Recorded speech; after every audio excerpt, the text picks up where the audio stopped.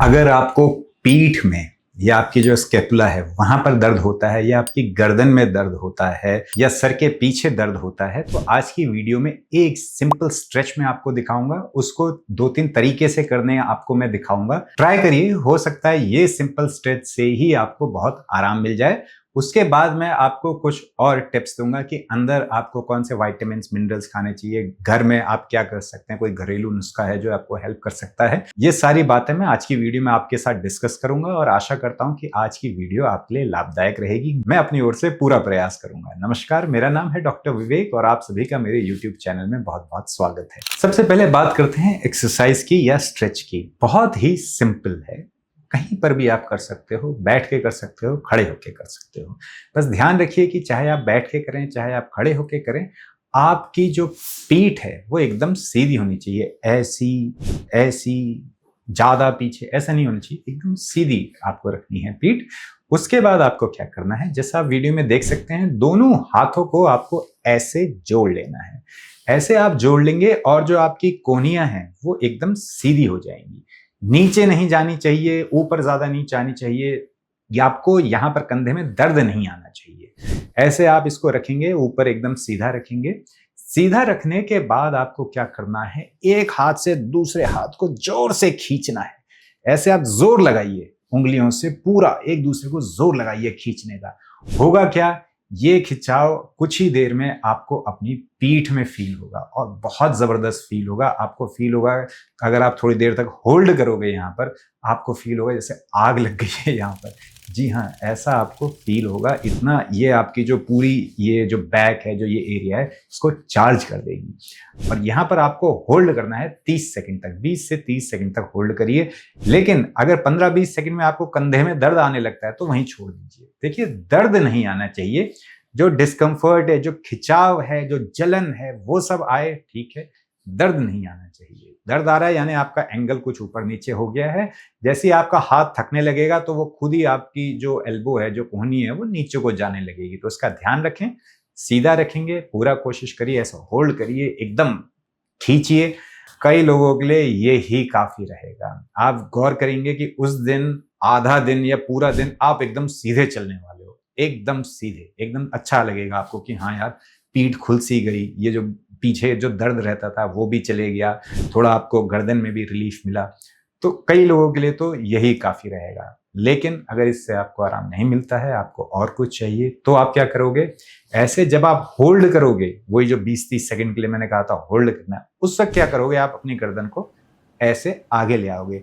कमर सीधी ही रहेगी, इसका ध्यान रखेंगे। सिर्फ और सिर्फ जो आपकी गर्दन है वो आगे को आएगी। आगे को आ गई, यहां पर भी आपको होल्ड करके रखना है, ठीक है। या तो आप ऐसा कर सकते हो, इससे भी आपको लगेगा पूरी गर्दन में बहुत अच्छा खिंचाव आ रहा है, तो ये एक तरीका है, ऐसे आप कर सकते हो। अगर आपको लगेगा यार इससे तो करके, आप इसको करिए, 1-2 दिन करके देखिए, हो सकता है इसी से ही आपको आराम मिल जाए। अगर इससे आराम नहीं मिल रहा है तो अब आपको क्या करना है, आपको अपनी गर्दन को ऐसे ऐसे गोल गोल घुमाना है, जैसा आप वीडियो में देख सकते हैं।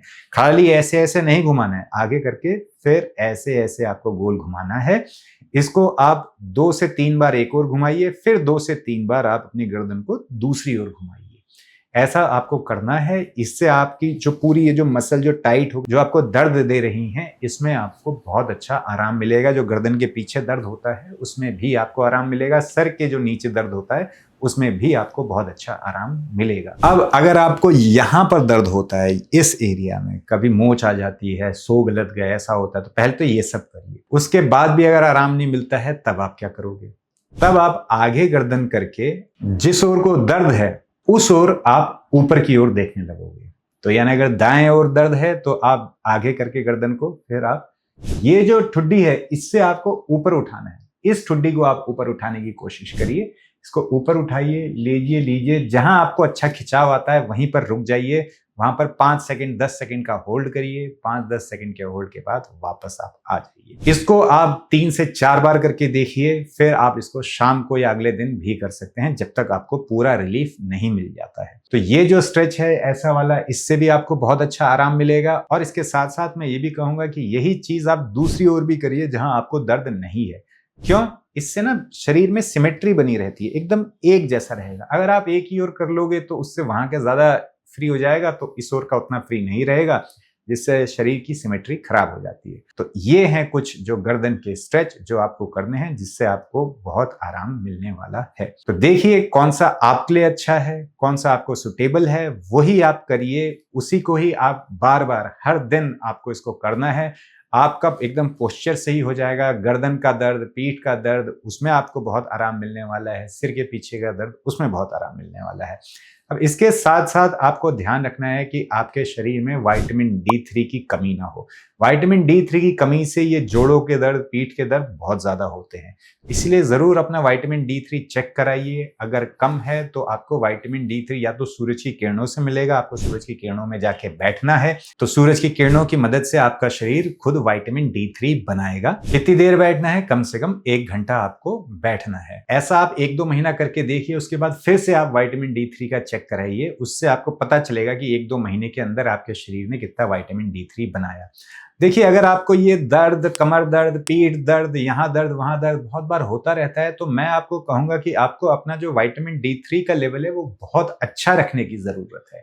यानी कि अगर आपके रिपोर्ट में लिखा आता है कि 30 से 80 या 30 से 100 नॉर्मल है, तो आपको 80 के आसपास रखना चाहिए।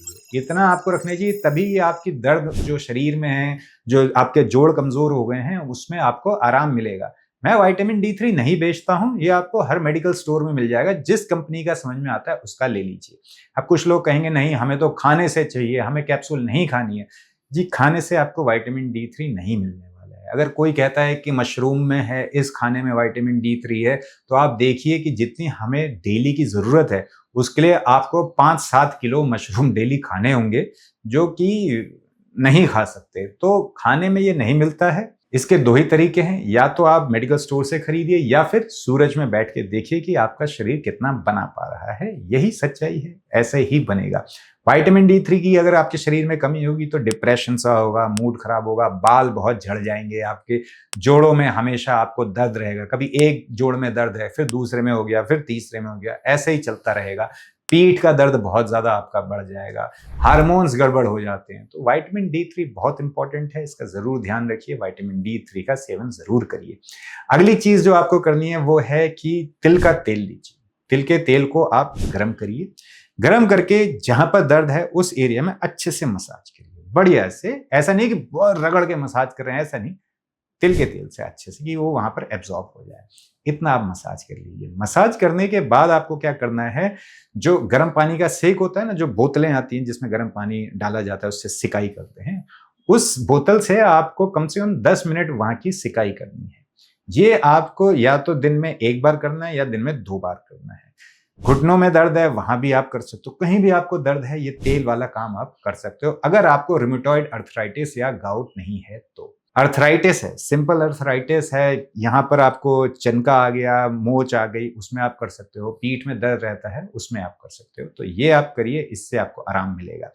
अगर आपको हमेशा दाएं ओर गर्दन में या पीठ में दर्द बना रहता है तो अपना गॉल ब्लैडर भी जरूर चेक कराइए। कई बार गॉल ब्लैडर स्टोन की वजह से आपको यहाँ दर्द हो रहा है, फिर आप मेरी एक्सरसाइज करते रहोगे, दुनिया की एक्सरसाइज करते रहोगे, आराम नहीं मिलेगा। क्यों? क्योंकि दर्द आ रहा है आपके गॉल ब्लैडर से, यानी जो पित्त की थैली में जो पथरी हो जाती है वहां से आपको दर्द आ रहा है।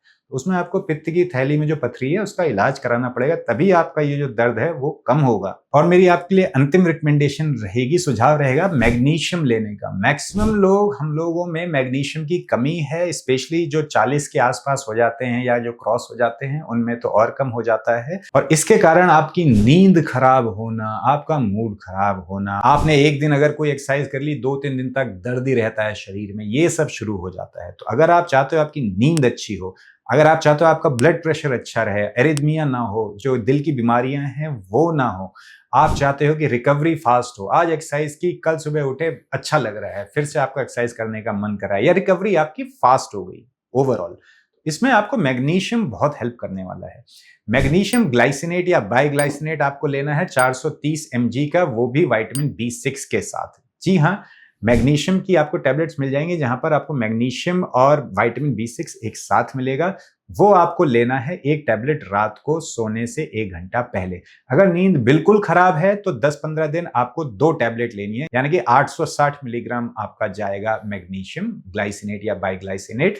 फिर 10-15 दिन बाद आप डोज को कम कर सकते हो 430 मिलीग्राम की। ऐसे आप करीब 2 महीना ले सकते हैं। मैग्नीशियम बहुत बहुत सारे काम करता है। मैग्नीशियम बहुत इंपॉर्टेंट है। ये आपके शरीर में जो इन्फ्लेमेशन है, जो सूजन आ गई है, उसमें भी हेल्प करेगा।